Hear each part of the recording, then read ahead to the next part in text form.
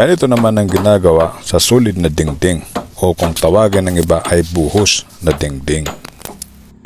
2x2 po yan mga kapatid. Ang tangkad ng dingding ay 10 feet at 16 feet naman ang lapad nito. At ang distansya ng bawat 2x2 sa isa't isa ay 3.5 inches. Tapos lalagyan na naman ng plywood mga kapatid.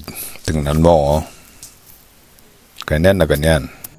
Tapos lalagyan na naman ng malaking kahoy na 4 doon sa pinakalikod para mas malakas ito. Ayan ang itsura niya kapag pinatayo naman ito. Tapos lalagyan na naman ng bakal na 10 mm. 2 feet po mga kapatid ang agwat ng bawat bakal. 5 bakal nito horizontal.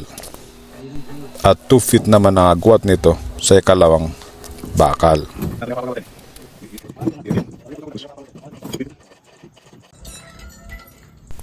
At nilalagyan naman ito ng tornilyo mga kapatid. Tingnan mo ito.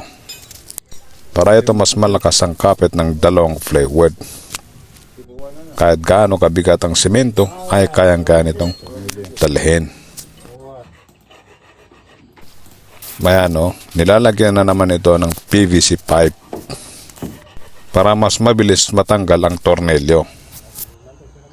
Ayan na ang kabilang plywood. Sa ngayon, magkabilaan po yan.